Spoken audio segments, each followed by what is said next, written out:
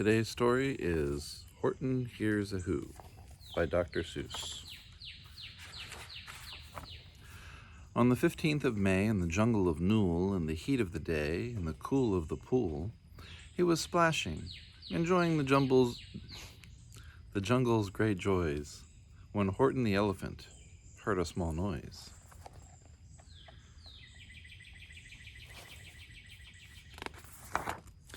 So Horton stopped splashing. He looked toward the sound.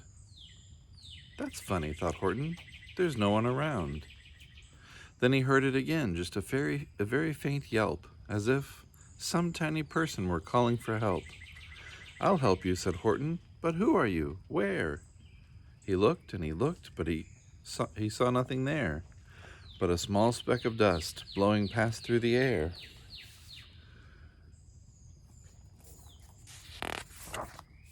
"I say," murmured Horton, "I've never heard tell of a small speck of dust that is able to yell. So you know what I think? Why, I think that there must be someone on top of that small speck of dust, some sort of creature of very small size, too small to be seen by elephants' eyes."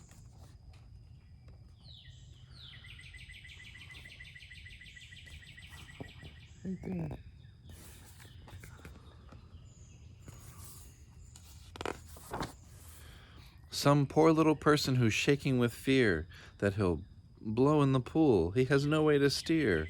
I'll just have to save him because, after all, a person's a person, no matter how small. So gently and using the greatest of care, the elephant stretched his great trunk through the air and lifted the dust speck and carried it over and placed it down safe on a very soft clover.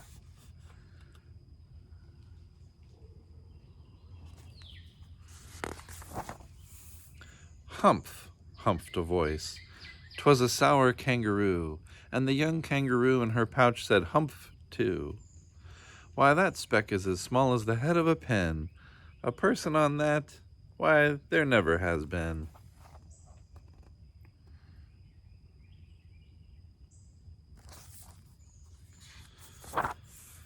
"Believe me," said Horton, "I tell you sincerely. My ears are quite keen, and I heard it quite clearly. I know there's a person down there, and what's more, quite likely there's two, even three, even four. Quite likely a family, for all that we know, a family with children just starting to grow.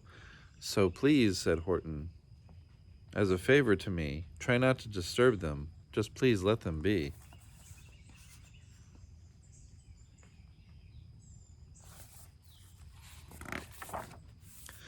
"I think you're a fool," laughed the sour kangaroo, and the young kangaroo in her pouch said, "Me too." "You're the biggest blame fool in the jungle of Newell," and the kangaroos plunged in the cool of the pool. "What terrible splashing!" the elephant frowned.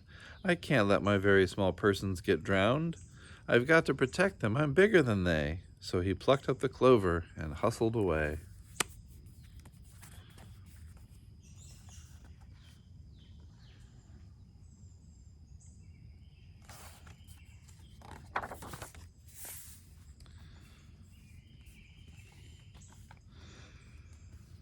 Through the high jungle treetops the news quickly spread.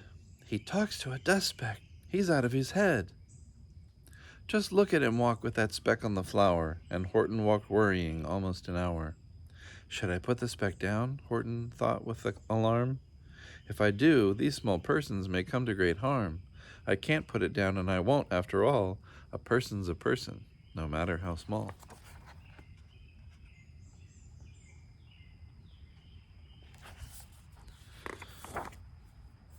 Then Horton stopped walking. The speck voice was talking. The voice was so faint he could just barely hear it. "Speak up, please," said Horton. He put his ear near it. "My friend," came the voice, "you're a very fine friend. You've helped all us folks on this dust speck no end. You've saved all our houses, our ceilings and floors. You've saved all our churches and grocery stores."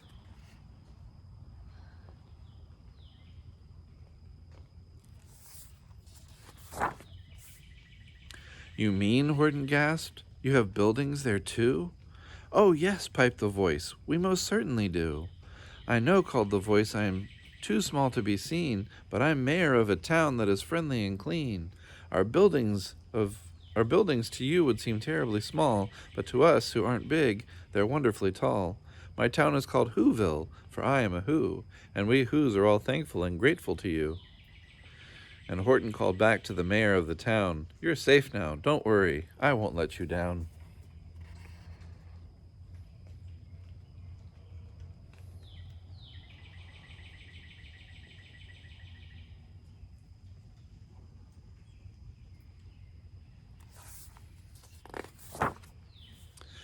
But just as he spoke to the mayor of the speck, 3 big jungle monkeys climbed up Horton's neck. The Wickersham brothers came shouting, "What rot! This elephant's talking to Whos who are not. There aren't any Whos, and they don't have a mayor, and we're going to stop all this nonsense, so there."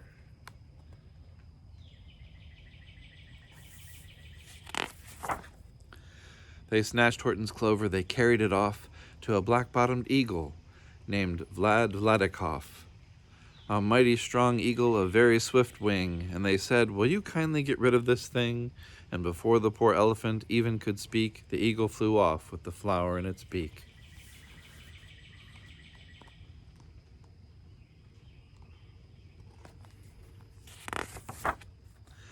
All that late afternoon and far into the night, that black-bottomed bird flapped his wings in fast flight, while Horton chased after with groans over stones that tattered his toenails and battered his bones, and begged, "Please don't harm all my little folks who have just as much right to live as bigger folks do."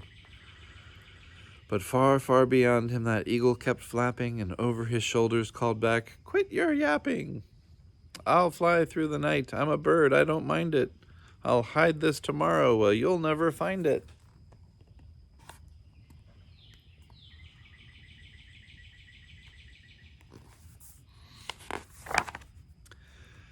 And at 6:56 the next morning he did. It sure was a terrible place that he... Sorry. At 6:56 the next morning he did it. It sure was a terrible place that he hid it. He let the small clover drop somewhere inside of that great patch of clovers 100 miles wide. "Find that," sneered the bird, "but I think you will fail." And he left with a flip of his black-bottomed tail.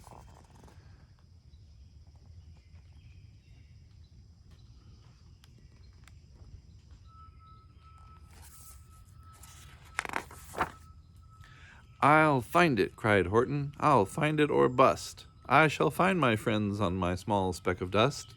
And clover by clover by clover with care, he picked up and searched them and called, "Are you there?"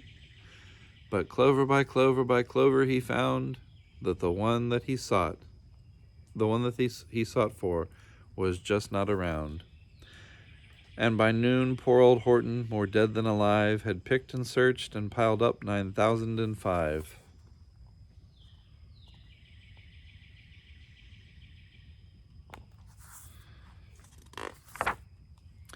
Then on through the afternoon, hour by hour, till he found them at last on the 3 millionth flower.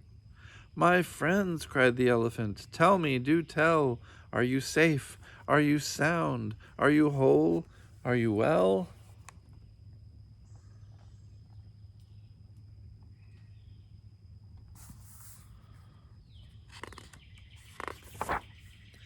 From down on the speck came the voice of the mayor.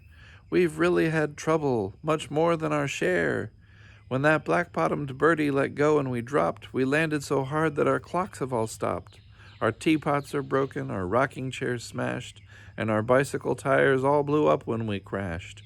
So Horton, please," pleaded the voice of the mayor's, "will you stick by us Whos while we're making repairs?" "Of course," Horton answered, "of course I will stick.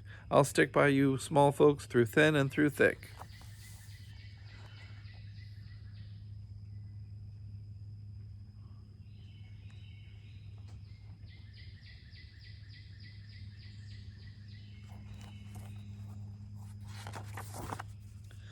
Humph, humphed a voice. For almost 2 days you've run wild and insisted on chattering with persons who've never existed. Such carryings on in our peaceable jungle, we've had quite enough of your bellowing bungle. And I'm here to state, snapped the big kangaroo, that your silly nonsensical game is all through. And the young kangaroo in her pouch said, "Me too."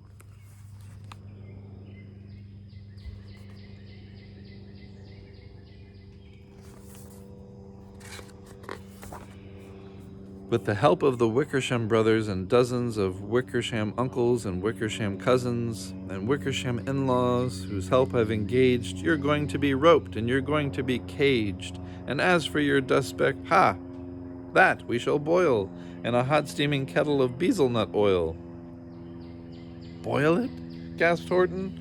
Oh, that you can't do. It's all full of persons. They'll prove it to you.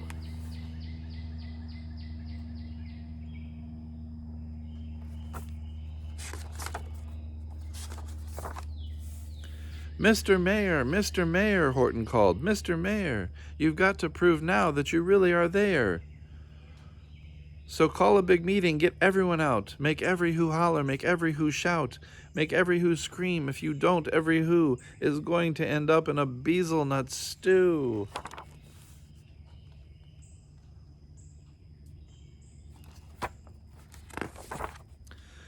And down on the dust speck, the scared little mayor quick called a big meeting in Whoville Town Square. And his people cried loudly. They cried out in fear, "We are here, we are here, we are here, we are here."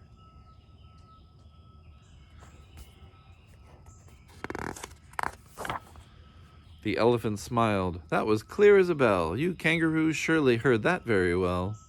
All I heard, snapped the big kangaroo, was a breeze and the faint sound of wind through the far distant trees. I heard no small voices, and you didn't either. And the young kangaroo in the pouch said, "Me neither."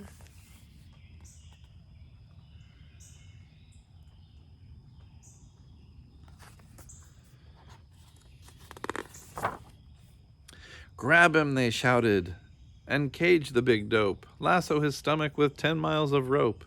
Tie the knots tight so he'll never shake loose. Then dunk that dumb speck in the bezelnut juice. Horton fought back with great vigor and vim, but the Wickersham gang was too many for him. They beat him, they mauled him, they started to haul him into a cage, but he managed to call to the mayor, "Don't give up, I believe in you all. A person's a person, no matter how small. And you, very small persons, will not have to die if you make yourselves heard. So come on now, try."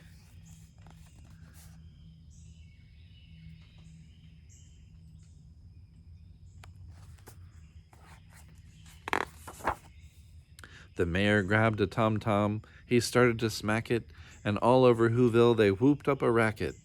They rattled tin kettles, they beat on brass pans, on garbage pail tops and old cranberry cans. They blew on bazookas and blasted great toots, on clarinets, oompas, and boompas, and flutes.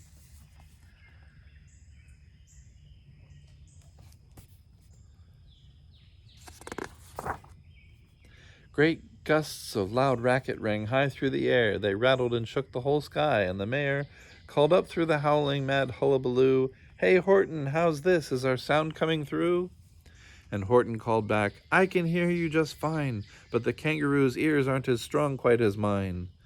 They don't hear a thing. Are you sure all your boys are doing their best? Are they all making noise?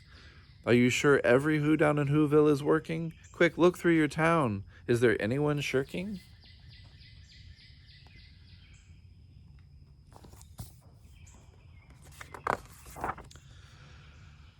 Through the town rushed the mayor, from east to the west, but everyone seemed to be doing his best. Everyone seemed to be yapping or yipping. Everyone seemed to be beeping or bipping. But it wasn't enough. All this ruckus and roar, he had to find someone to help him make more. He raced through each building, he searched floor to floor.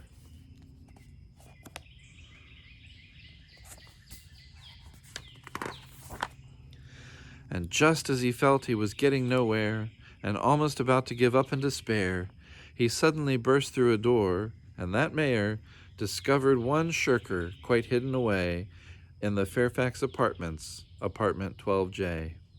A very small shirker named Jojo was standing, just standing, and bouncing a yo-yo. Not making a sound, not a yip, not a chirp, and the mayor rushed inside and grabbed the young twerp.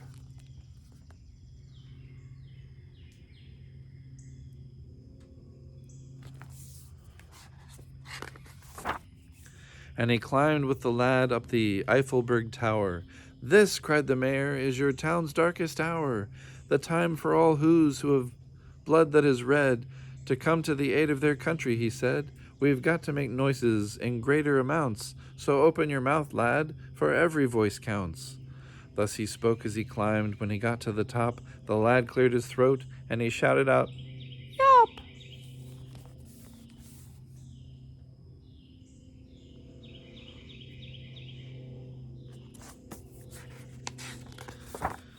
And that yop, that one small extra yop, put it over.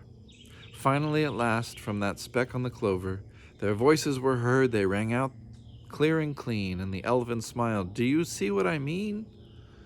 They've proved that they are persons no matter how small, and their whole world was saved by the smallest of all." "How true, yes, how true," said the big kangaroo. "And from now on, you know what I'm planning to do? From now on, I'm going to protect them with you." And the young kangaroo in her pouch said,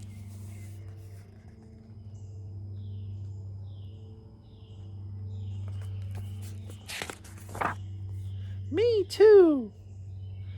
From sun in the summer, from rain when it's fallish, I'm going to protect them, no matter how smallish."